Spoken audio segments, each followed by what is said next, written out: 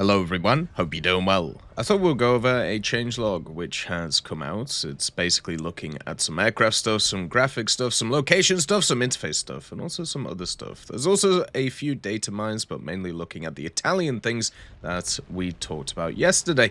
Another thing to also mention is I won't be streaming today.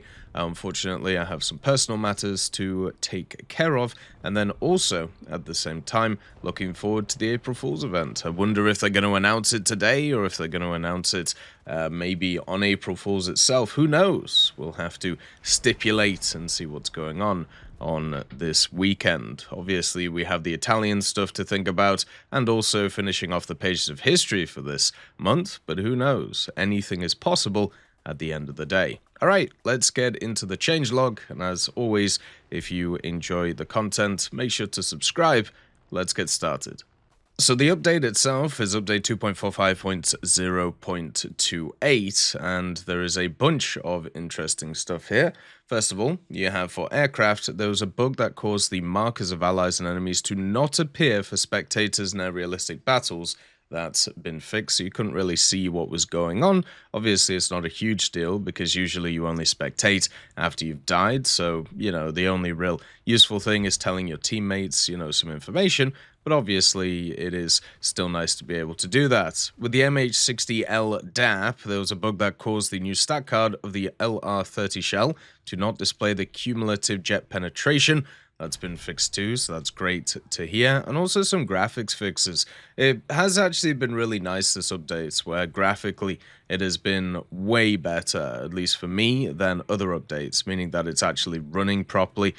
This is something that doesn't always, happen with War Thunder, but at least this time it was able to, so I'm super happy about that. There was a bug with ray tracing though, the denoiser, that caused bright colored artifacts to appear on buildings and colored artifacts to appear in reflections of explosions on glass. That's been fixed. One of the things I did see that was kind of funny was there was a reflection that didn't show the true camouflage of vehicles, so therefore you could have, like, let's say a dark gray camouflage, but your camouflage was actually a desert one in the reflection, so kind of showed the whole bipolarness of the vehicle. There's also the halo effect on the edges of objects located against the ray traced water background. That's been significantly reduced, so therefore it looks a little bit better. On locations, you have the second Battle of El Alamein.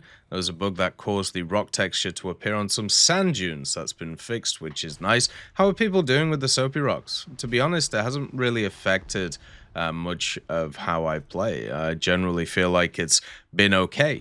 No real issues, at least for me, but I'm sure there's a lot of people who used to use, the rocks to try and get around the place. How's it feeling for you? I'd like to know, so we can kind of work out whether it's a good change or a bad change. For me, it just seems neutral, because as I said, it hasn't really affected me at all. Then for the interface, there was a bug that caused the new torpedoes stat card to not include information on the drop seeds and altitude ranges. That's been fixed. Obviously quite important for torpedoes to do that.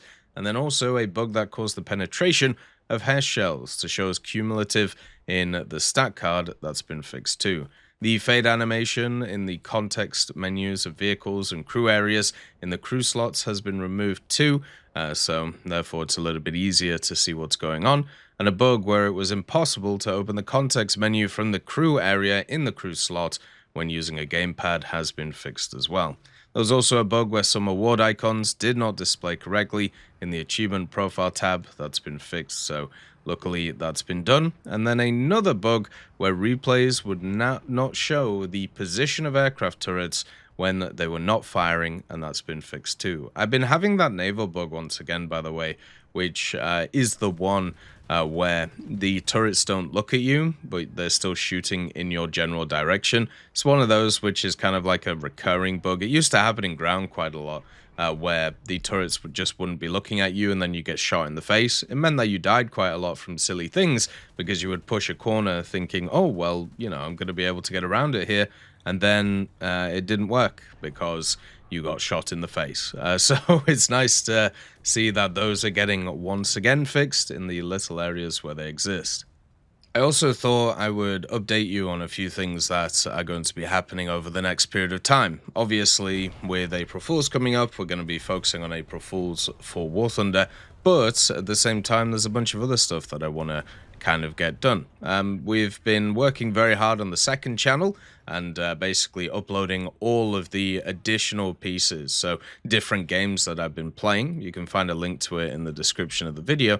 And also at the same time, on stream, we've been playing a bunch of different stuff, which has been fun too. I think it's important to keep up with all the stuff in War Thunder, but also play a bunch of other stuff too. So therefore, you can kind of get, at least a decent perspective on what else is going around the place. Also, I ordered a GoPro, and the reason for this is because I actually picked up some of those model kits, which was quite nice. Basically, I got them shipped to England and then shipped overseas, so therefore we're going to have a look at those. Just understand, I used to make models when I was a lot younger, and I haven't made any for a long time, so it might take me a little bit of time to get used to it. So see it more as kind of not really a beginner's guide, but more a beginner gets into them. But I think that should be fun, and also something that I'm looking forward to doing in the future when it comes to this channel, just making some additional kind of content, maybe on the Sunday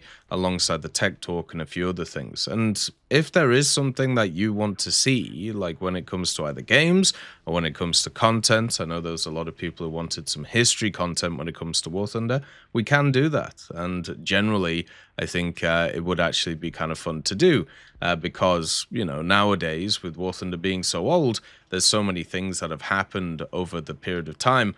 And unfortunately, my brain seems to not be able to forget them. So I thought maybe we could sit them into some content. Also, with the Steam sales which have gone on, we picked up a bunch of different games to play.